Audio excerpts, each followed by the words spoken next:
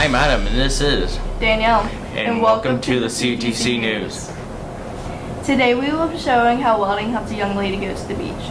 We will honor our veteran as well as veterans throughout the county at our annual Veterans Luncheon. So, what does welding have to do with the beach? 19.5 thousand views of Michaela going into the ocean without being carried.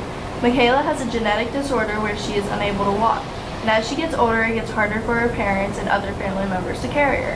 One of our teachers, Mr. Williamson, brought us an old lawn chair into the welding program and asked Billy Tackett to make the beach buggy for Michaela. How did you come up with the design of the chair?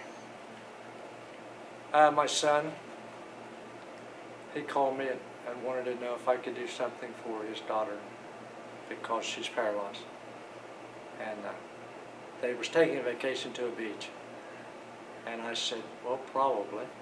I could probably draw up something that would help you along. So I drew up we call it the beach buggy. And then I had the welding class help me over here at CTC, and the product turned out pretty good. So that's how it all came about. How did your family feel about the gift?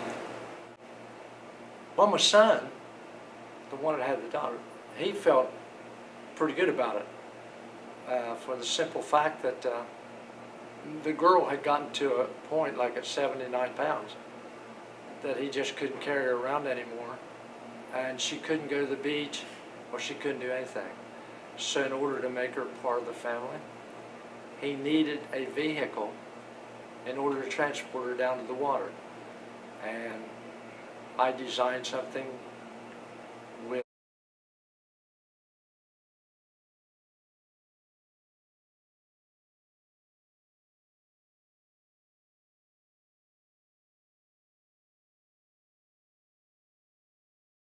Consider creating more of these chairs for other people, or maybe selling your design to a company so they can have them? Not at all. This was a design feature that helped out my family. And if I was younger and needed the money, I would probably design a whole lot more and help other people. But at my age, no, it takes too much work, and I'm through that stage in life. I'll let somebody else make them. So I made it strictly for the purpose of my granddaughter, that she could have fun on the beach and be with her family. How did Michaela react when they showed her the chair? When she used the beach buggy, well, she was happy. This is the first time in her whole life that she's ever went on vacation to the ocean. They go every year. But always before, they had to keep her away from the water in a chair, and she just had to watch everything that went on. This time, we had the vehicle that they could put her in it and take her right down and let the waves come up on her body and hit the water, and she had a great time. So, yeah, this project was well worth it all. And I would do it again for my family. What materials did you use to make the beach buggy? Now, Mr. Williamson, he brought me in it's like a yard chair, and it was tore apart. He asked me if I could make a chair out of it. I said, well, I'm just going to have to do something about it. And that way I can figure out how to put the axle in. And